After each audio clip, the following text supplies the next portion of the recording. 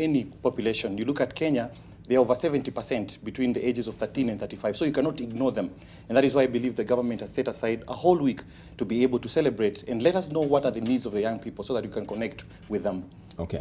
And all of you have spoken about the question around interventions and what we are doing around the youth. And if you look at Kenya's policy framework, we've had a number of proposals. We've had the Marshall Plan, which is popularly known as Kazi kwa Vijana. We have the Kenya Youth Development Policy. Still, the issue of unemployment, for instance, it's borne largely by the youth. Where do you think we're missing the key point in terms of just ensuring we nail this issue of the disenfranchisement of the youth in the country? If I could start with you. When you talk about Kenya, my constituency, unemployment, I want to agree with you that the percentages, the unemployment rate is actually alarming. And when you look at the policy interventions that have been in place, I want also to mention that, now that you've mentioned that in realizing to that, National Youth Council, in support, of course, with the support of the ministry and other stakeholders, we are at the advanced stage of actually finalizing the Kenya Youth Development Policy.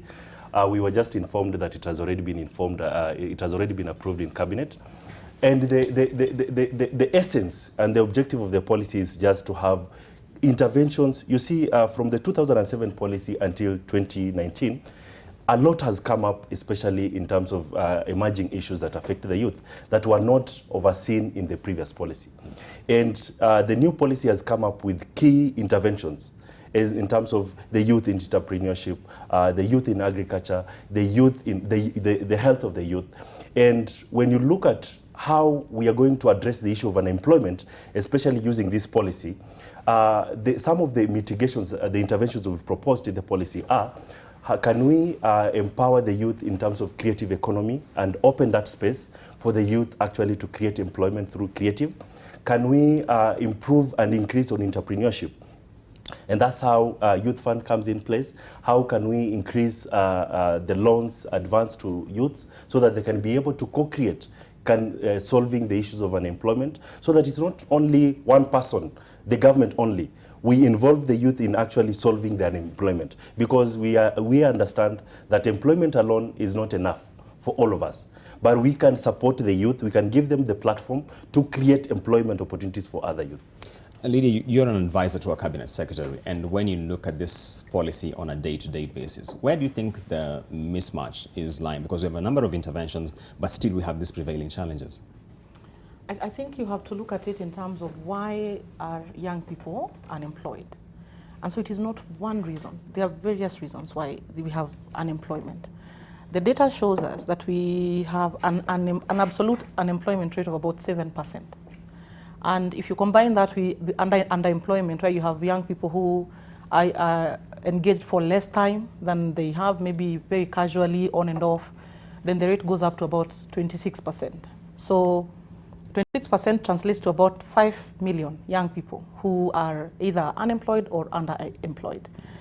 Why are these young people underemployed and unemployed when you look behind the data? And what you see is a lot of young people who have up to Form 4 education. A very small percentage goes on to acquire vocational skills, goes on to do higher education in universities. The ones who are then not having skills form the majority of the unemployed.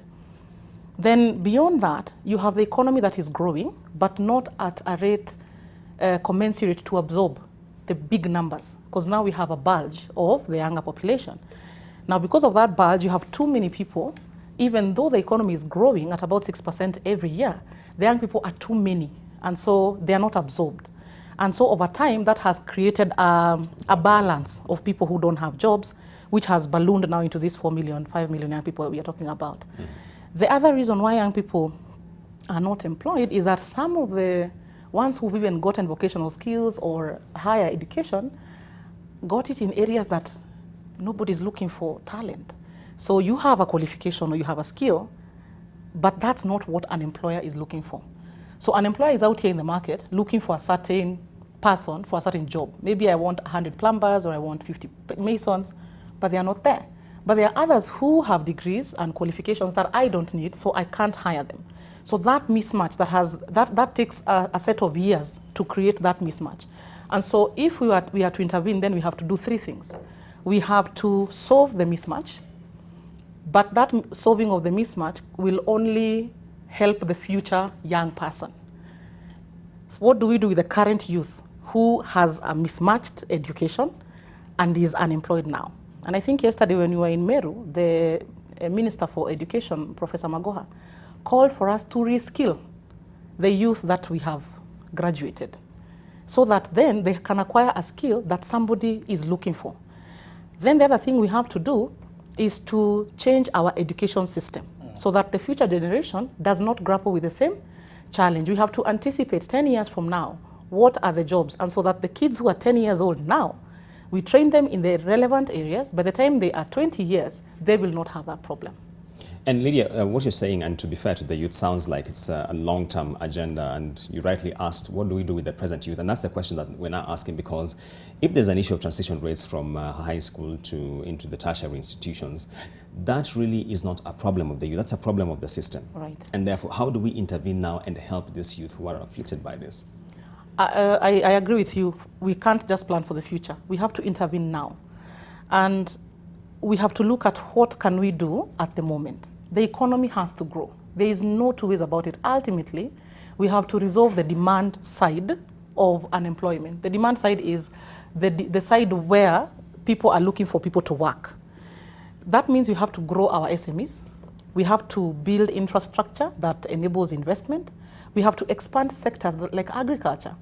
It has huge potential to absorb so many young people at all levels of skill, at no skill, middle-level skilling, and high skill.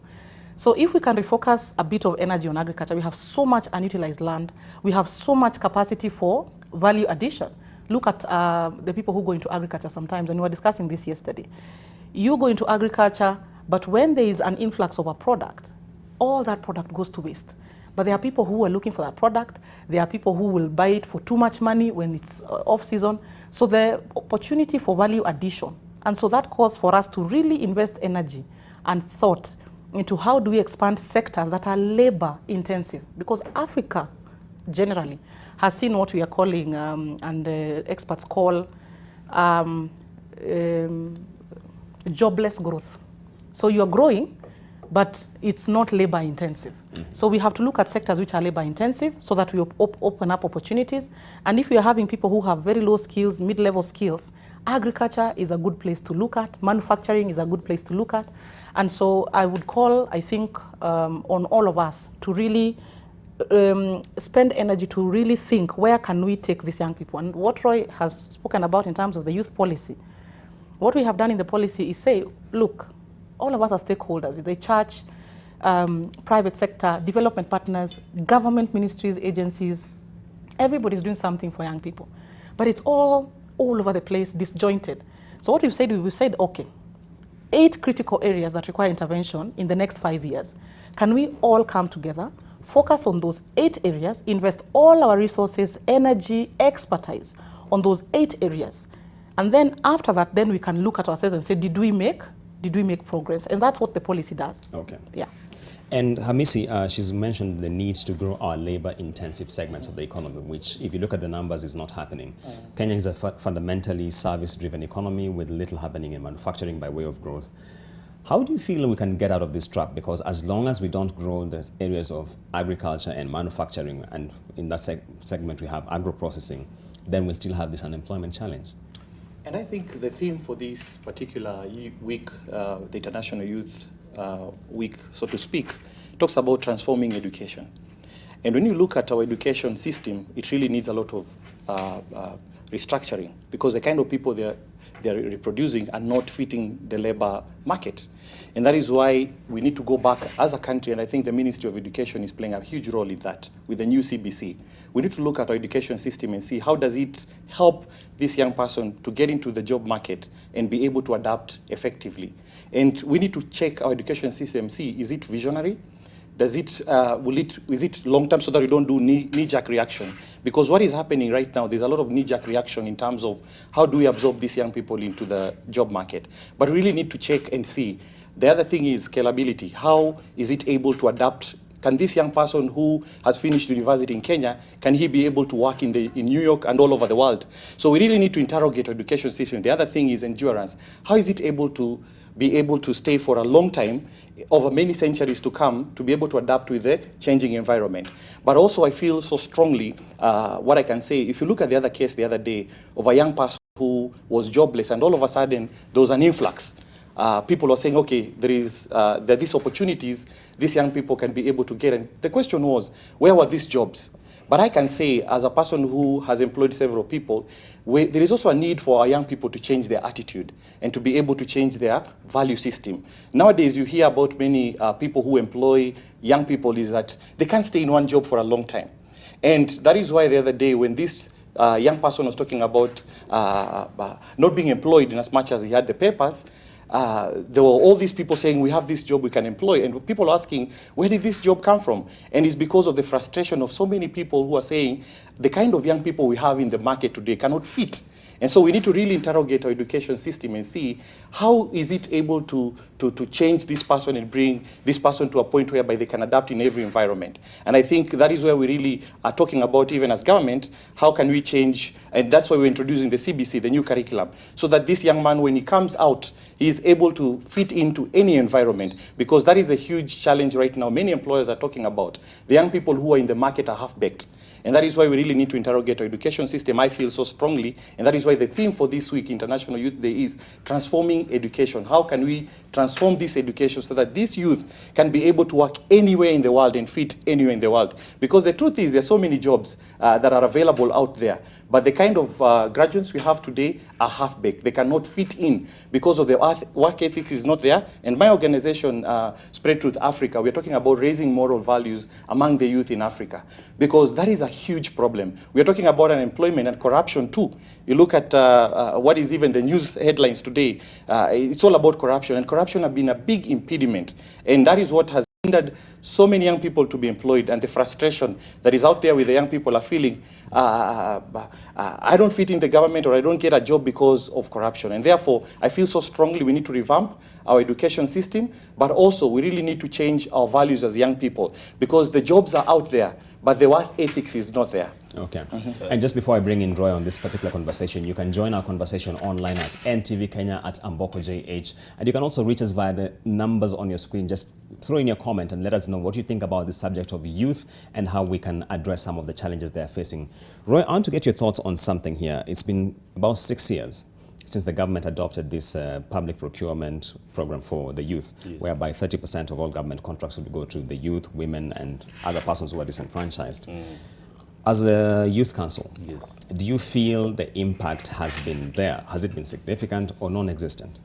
I will want to say that the impact has been there, because you realize that when you actually it's the access to government procurement opportunities, a program that was launched by His Excellency the President. I want to say before then, the youth were actually fenced out of those procurement opportunities. It was a purview of the few. It was like a cartel. But this program has actually opened opportunities for young people, where you can see young people registering companies, getting opportunities, and actually employing other young people. However, when you look at 30%, my constituency as youth, we have not taken full, the utilization of the 30% is still wanting. We still have a long way to actually reach the 30%, especially when you look at the counties and all that, because the percentages are still low. And this calls, again, a multi-stakeholder approach to talk to people, sensitize them, and that's, as National Youth Council, that's what we're really doing, to make sure that the youths take advantage of these opportunities. Because as we tackle the issue of unemployment, these are low-hanging fruits. Because once, as young people, we take advantage fully, the 30%, we will be able to actually reduce the unemployment rate to a significant percentage. And then also tapping up the relevance of National Youth Council and the theme for the International Youth Week. What we are doing, especially on skills, because skills is the discussion. how do we improve the skills of the young people? As National Youth Council, we've partnered with the other social enterprises, especially Accelerate. We are providing a platform where the university students, as they continue with their program, we are giving them an avenue to come and have a safe space, and we give them the skills, be it entrepreneurial skills, be it business planning skills, and it's something that we want to call upon even my fellow CEOs in the public and private sector to come and partner with us. Because you realize that as these young people go through this education system, there are some major skills that they need to equip themselves, so that when they are done, for those who are interested in going to the market field, they are ready for the market. For those who are willing to join the entrepreneurship space, they are ready for the entrepreneurship space. And I'm calling across all the like-minded partners to come and partner with us so that we upscale this program. And Amis is here, I'm sure he will join me. Apart from that, also, there is the issue of moral values and national values. Yes. In the 2019, the youth of today is not as the youth that was there a decade ago. Our moral values, our national values, even when we just to do a case study, ask a youth, how many national values are there in our constitution?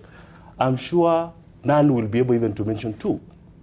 So as National Youth Council also, we've seen how else can we impact or inculcate these national values and moral values in our youth. And we are coming up with a more creative approach, where a youth can just sit down, enjoy a play, and as they watch the play, they are actually learning our moral values. And the inaugural, the premiered in July of 7th, but on 8th, which we are having a university dialogue again, we are going to have it again, and we are looking at how can we roll these out across the counties. And as we do that, the youth is knowing about national values, moral values, and besides, they're getting entertained. And we're also promoting the youth in the creative industry. Okay. Yeah. Lydia, on the discussion around skills, you know, we keep on talking about skills and the need to review our education system and do X, Y, Z. But when you look at, for example, the annual budget allocations towards various sectors, it suggests something else. For example, if you look at the 2019-2020 and just look at allocations to education, if you look at the master plan, which now is the Big 4 agenda, it has food security, manufacturing, affordable housing, and universal health care. Didn't touch on education. Do you feel we are putting our money where our mouth is? Wow, absolutely. Actually, Kenya is one of those countries that is lauded internationally for having a very significant fraction of our national budget going exclusively to education. I think we are doing more than 300 billion now, which translates to about 25% of our budget. So in terms of government investment in education, it's been consistent throughout the last, I think, 2-3 decades. We've done very, very well. The question has now been, in addition to now availing access, are we being relevant? Are we being inclusive? Are we being adaptable, you know, to the future? And so, but you know, you always have to do first things first. You have to sort out access before you even sort out relevance. So when the former president, His Excellency Kibaki, came into office, remember he did the free primary school education. And I think then after that it was escalated to free secondary school tuition. And then to solve issues like inclusion of girls who kept falling out in between because of you know, gender sensitive issues, we have sanitary towels. Yeah. For relevance, you've seen the president push really hard to bring what we are calling digital literacy, so that you're able to equip young people with skills of the future. It was really fought, that project, if you remember. There was a lot of controversy. Why are you bringing computers to schools that don't have classrooms, to students who don't have uniform? But this was his vision, because he could see a future where digital skills are very foundational to the very capacity of you to engage with the world on a daily basis. So you can imagine a child in Nairobi being able to deal with the digital world, but a child brought up in Moyale not being able to do that. And so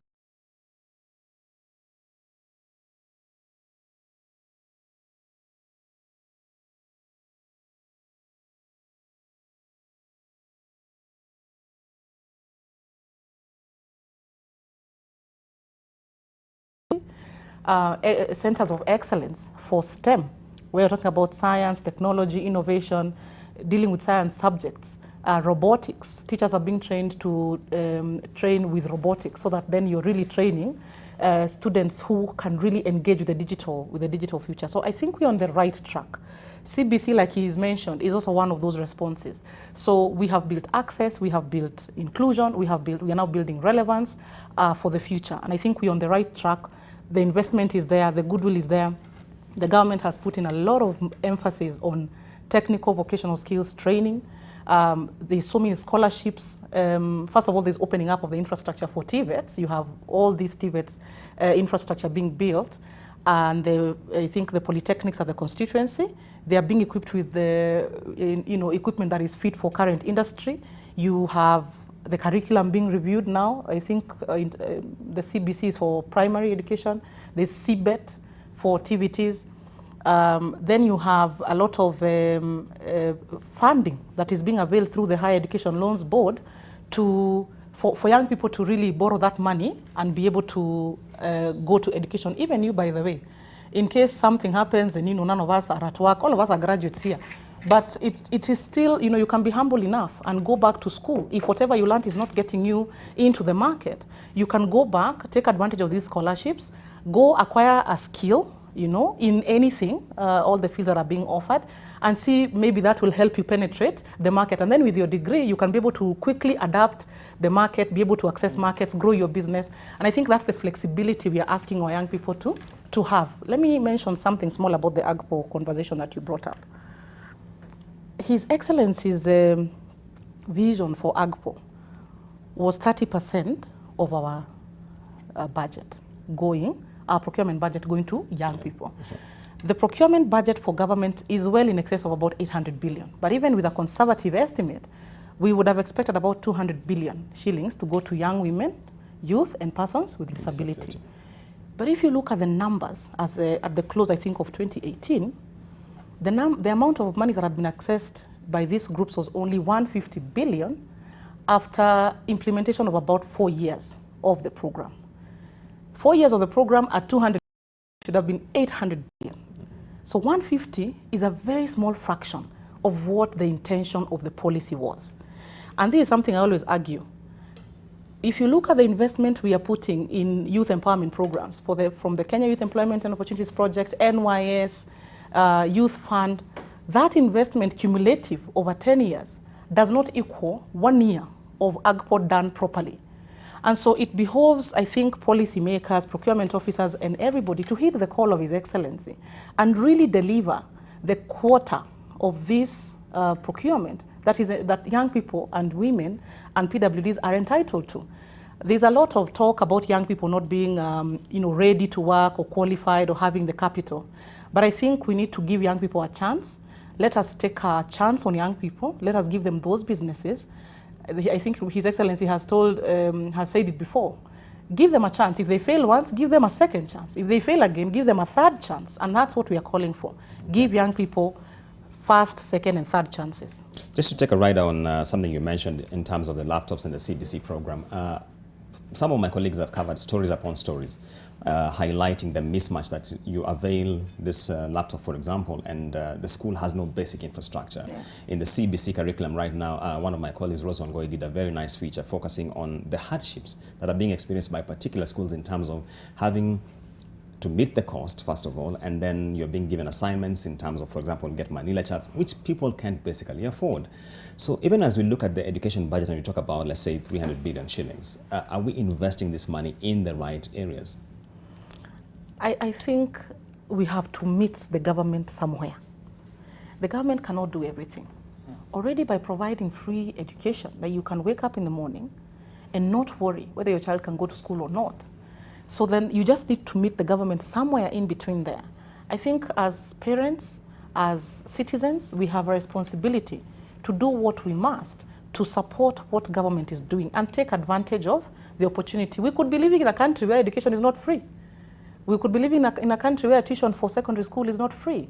And I think what I would say is we have to invest that, we have to have that commitment also to seek a better future for ourselves and our children. And so being called upon to, do a little bit more for your child so that they can have a better future, I think it's not unrealistic, and we can really just try to meet the government halfway. But to constantly criticize the government when we have such sweeping support, so much money being invested, I think would be asking for too much. We are not yet a very rich country. If we were, and with the policy that we have, I think we'd be doing much more. But until we are where we need to be in terms of the economy, in terms of middle income status, we have to work with what we have. And this is what we can afford for now. Now the rest, let's meet the government halfway. Hamisi Lydia says that we have to meet the government somewhere. And just to put this into context, a few days ago I did a story on the fact that only in every 100 Kenyans, adult Kenyans, only 15 have a formal pension scheme. And what this means is that they don't have a safety net. Majority of us don't have a safety net upon retirement. And one viewer asked me, retire from what? We don't have jobs. So how do you meet the government halfway, when first of all, you don't even have the purchasing power that is required to meet the government halfway? I like that. It's what Lydia is talking about, that the government can do everything. And you were talking about the new curriculum. Let me just echo a few things she's talked about. The disruption, you're talking about Rose Wangoi's feature on the new curriculum. Ron Hinks said, whenever there is transforming education, that whatever something new is introduced that is transforming, it has to be disruptive. It has to bring some a little bit of pain, but in the long term, it will definitely bear fruits. And therefore, what I think when you talk about these young people talking about saving for the future and they don't have jobs right now, look at what today Safaricom and the rest are talking about, Fuliza and all that, young people who are borrowing to actually bet. There are thousands and thousands of them. That means they have little money which they can save and to be able to engage in a meaningful and productive engagement. But you find right now there's a lot of young people want to, I have a word for it. They want to make it very fast. They want to enjoy now. They live for now. What is that word called, Liolo? Instant gratification. Instant gratification. You're talking about you only live once, and they don't think about the future. But if you look at all of us, and what Lydia is talking about, we meet the government halfway, you look at the huge population of young people today who are involved in betting, and even many young people, many adults who are involved in that. That means they have money. That means they can do something. And that is why I think a former president in the US always used to say, don't ask what the government can do for you. What is it that you can do for the government? I think we need to change our mentality. I think we need to change our mindset. And that is what we're talking about, even with the CBC. Right now, I have 2 children. And whenever they come home with a new curriculum, I have to be involved. Even I bought a printer halfway. So that let me just hold on your thought there. We have a caller, David from Buruburu. If you can hear me, David. Hello. Hello, David. Yes, please. Hello, good morning. Good morning, sir. My name is David Tuku. Yes, please. And I'm a youth. Okay. And I wanted just to say a little bit about what you guys are discussing. As a Kenyans, right now, tunaongea mingi, hatufanyi in action. And that is where you get it, and every year, right now, watu wengi wamesoma. Kenya sahi watu wamesoma, not that time tulikuwa tunasema people education, watu wajasoma, watu sahi wamesoma. Young government, hata wazazi wenyewe, wameachilia youth, hawataki kwa mfano, let me give you an example, kama mjute anataka kuandikwa anaambiwa an experience ya 5 years kwa kazi. Wewe umemaliza shule sahi, au una 5 years experience, so you have to wait until 5 years ndio uweze kuandikwa kazi kuongea kweli. Sio already utakuwa umeenda umechapa miaka zingine zimezeeka. The other thing kama ni empowerment.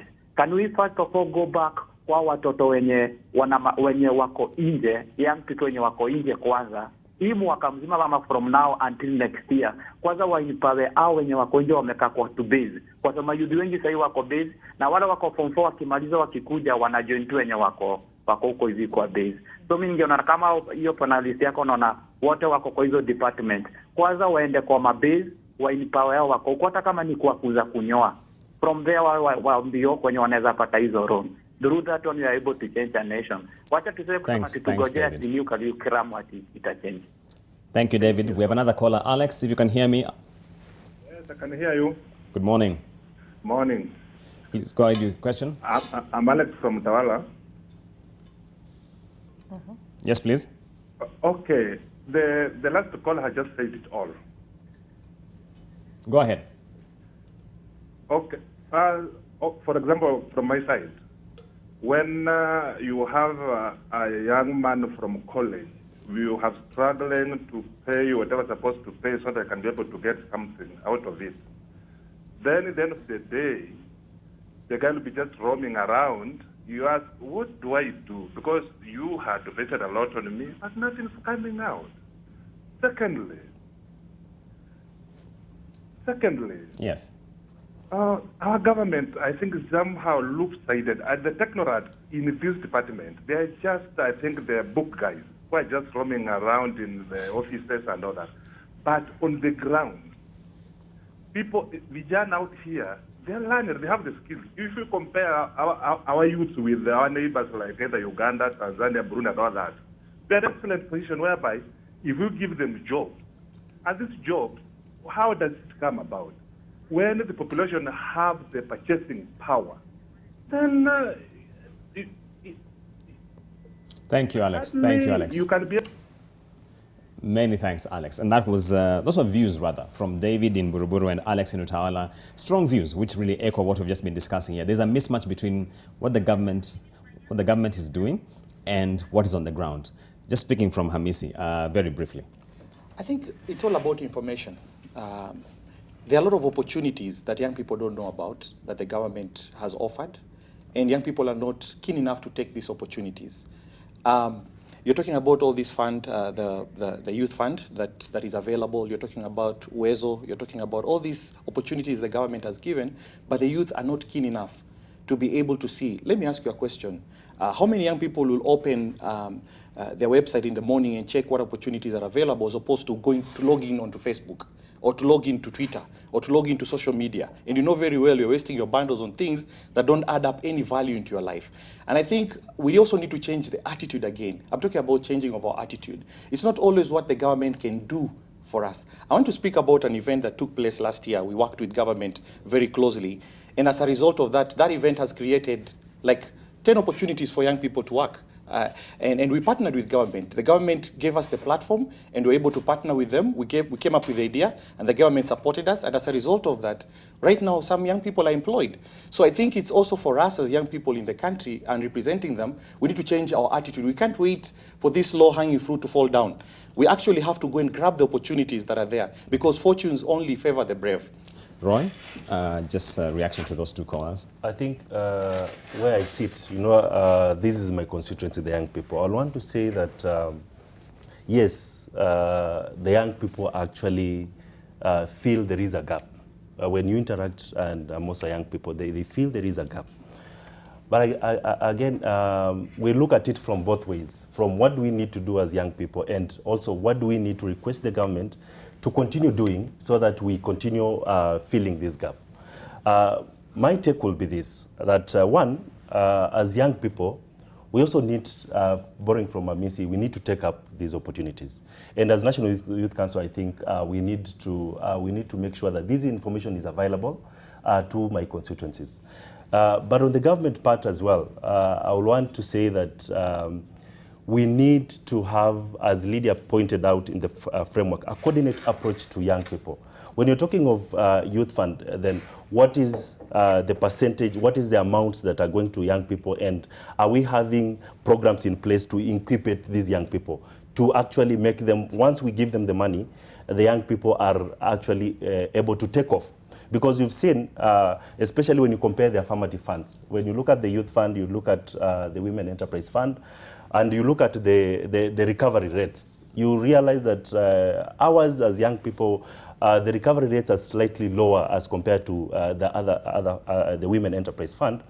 And majorly, it could be, the gap will be, are we preparing these young people enough to take advantage of these interventions that we've put in place? So I think a call arises that we need to be proactive in preparing the young people to take the opportunities and continue working, because as we are sorting issues of entrepreneurship today, the population of young people is continuing growing every single day. Yes. Yeah. All right.